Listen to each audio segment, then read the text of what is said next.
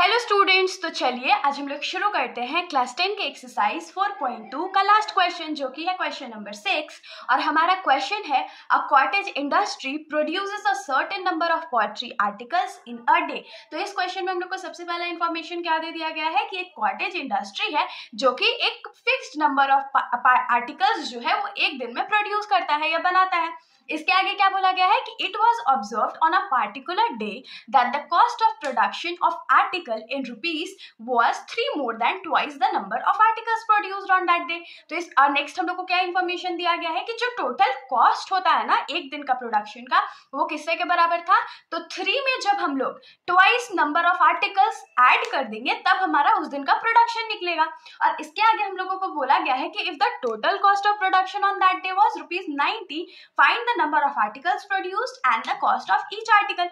और इसमें हम लोगों को क्या बोल दिया गया है कि अगर उस दिन टोटल प्रोडक्शन ₹90 का हुआ था तो ये फाइंड करके बताओ कि कितने आर्टिकल्स बनाए गए थे और एक आर्टिकल का प्राइस कितना था।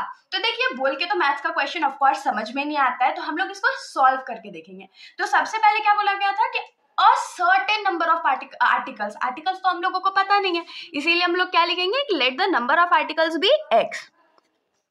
Late the number of articles be x. जो आर्टिकल्स उस दिन प्रोड्यूस है उसको हम लोग एक्स मान लेते हैं। तो कॉस्ट ऑफ प्रोडक्शन उस दिन का क्या हो जाएगा, कॉस्ट ऑफ प्रोडक्शन। तो कॉस्ट ऑफ प्रोडक्शन हम लोग को क्या बोला गया था, तो 3 more, मतलब ये मोर बोला है तो प्लस करेंगे, twice the number of articles produce. तो ट्वाइस मतलब 2 into number of articles produce कितना है, तो एक्स है। तो इसको हम लोग क्या लिख सकते हैं, 3 + 2x, या आप लोग चाहो तो 2x + 3 लिख सकते हो, बात तो सेम है। अब हम लोगों को क्या बोला कि एक जो टोटल प्रोडक्शन था वो एक दिन के लिए कितना था, तो टोटल प्रोडक्शन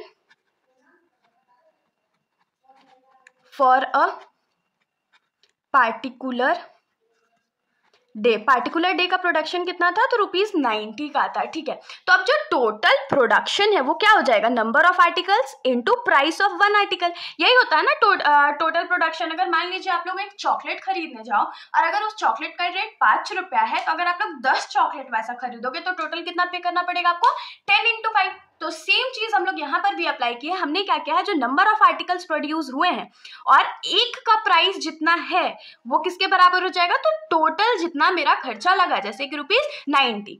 तो अब हम लोग इसको सॉल्व कर लेते हैं। तो x × 3 क्या हो जाएगा, 3x हो जाएगा, प्लस x × x x² और 2 था तो 2 भी रहेगा, इज इक्वल्स टू इसको डायरेक्ट 90 ले लेते हैं।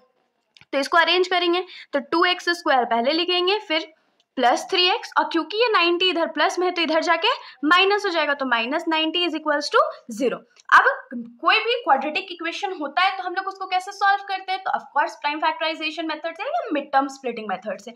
तो मिड टर्म स्प्लिट करने के लिए हम लोग क्या करते हैं, x² के कोएफिशिएंट को कांस्टेंट टर्म से मल्टीप्लाई कर देते हैं। तो ये क्या हो जाएगा, 90 × 2 इज इक्वल्स टू 180।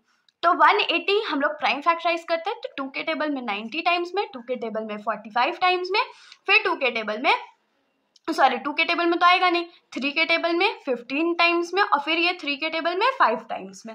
ये हमारा प्राइम फैक्टराइजेशन हो गया। और हम लोग को चाहिए आंसर कितना, तो 3 चाहिए। तो अब दिमाग लगाइए फटाक से कि कैसे 3 लाया जा सकता है। तो देखिए यहाँ पर कैसे है, 3 5 = 15 है, फिर 2 2 = 4 एंड 4 3 = 12। तो ये 12 हो गया। अगर हम लोग 15 में से 12 को माइनस कर दे तो हमारा 3 आ जाएगा ना, और क्योंकि 3 जो है वो प्लस में है तो बड़ा प्लस में रहेगा और छोटा वाला नंबर माइनस में रहेगा।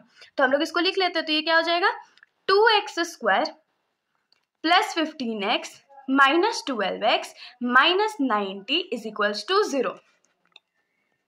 तो अब इन दोनों में हम लोग क्या कॉमन ले सकते हैं, तो सिर्फ और सिर्फ x ही कॉमन ले सकते हैं ना।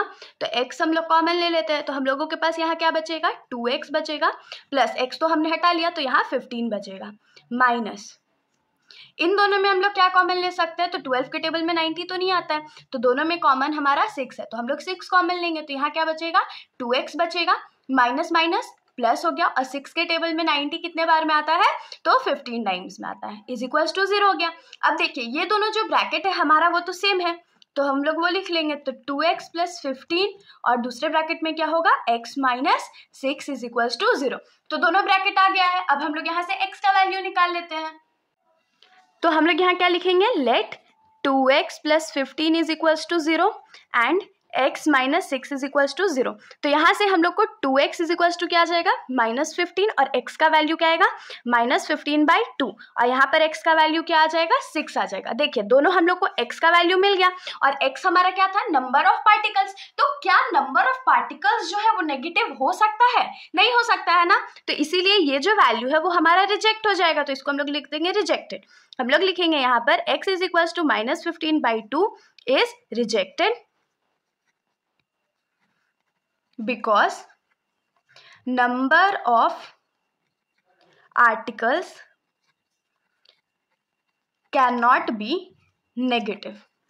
हो गया। तो यहां से हम लोग को x का वैल्यू क्या मिलेगा 6 मिलेगा। तो हम लोग लिखेंगे therefore number of articles produced क्या हो जाएगा, तो वो x के बराबर था जो कि 6 हो जाएगा। और हम लोग को एक क्वेश्चन इसमें और क्या पूछा गया था कि टोटल कॉस्ट ऑफ प्रोडक्शन या cost of production for 1 day क्या था। तो हम लोग लिखेंगे cost of production is equals to क्या था, तो 3 + 2x था ना।